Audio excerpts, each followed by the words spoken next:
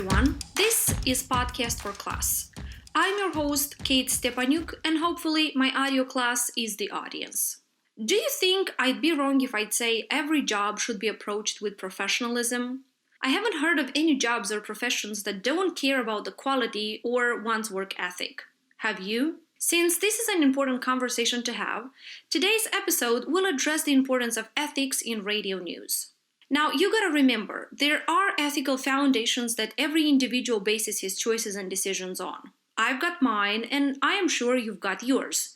But shouldn't there be a set of guidelines that reporters should commonly agree with and follow? Actually, various media associations defined ethics and came up with a list of principles they stand for. In today's episode, we'll discuss the Code of Ethics and Professional Conduct adopted by Radio Television News Directors Association. To give you a broad understanding of their ethical code, I'll quote the preamble adopted in 2000 in Minneapolis. Open quote. Professional electronic journalists should operate as trustees of the public, seek the truth, report it fairly, and with integrity and independence, and stand accountable for their actions. End quote. This all sounds great, but has this been the reflection of radio and television news lately? When I asked this question in my MC 101 class the other day, about 90% of my students said that it's not. Unfortunately, the famous fake news phrase runs all over social media today.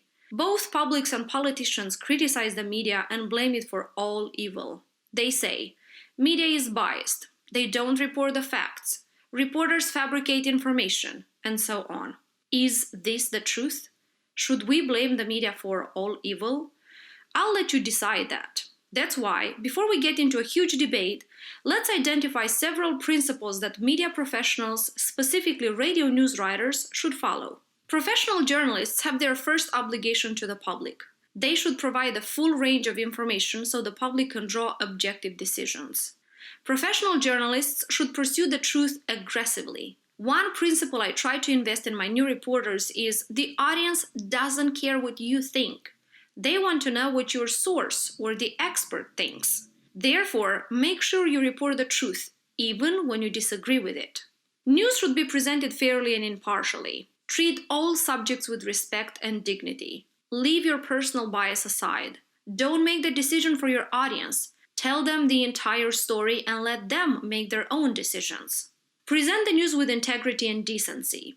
A reporter has an honorable job that he or she is responsible for. That's why avoid real or perceived conflicts of interest. Don't engage in activities that may compromise your integrity or independence. Powerful people or those with deep pockets have always tried to use the media for their own interests. A professional journalist, though, will gather and report the news without fear of favor and resist influence from any outside sources. None of these principles would stand if journalists wouldn't recognize that they're accountable for their actions to the public, the profession, and themselves. A self-awareness of this topic is crucial. Now, let's go back to my opening statement. Should every job be approached with professionalism? Yes, it should.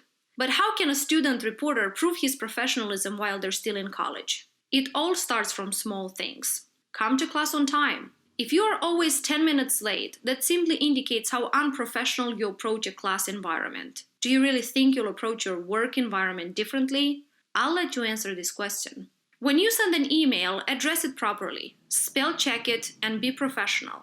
Do your best on every project. Don't settle for less. When you do this, there is a big chance that your story won't turn out great. Plan in advance. If you have a project due at the end of the week, start working on it earlier in the week. Plan your workload and make sure you cover the story professionally. If you start putting these principles into practice, I'll bet you'll end up being a successful professional. This week, I am curious to hear what you think about ethics and the importance of professionalism. Do you think it's important for a radio news reporter to approach every story with professionalism? What are some things you need to work on in order to become a more successful professional? Share your thoughts with me. This was Kate Stepanuk with Podcast for Class. I look forward to having you as my audience again next week when we'll try to analyze how to better use social media to promote audio content.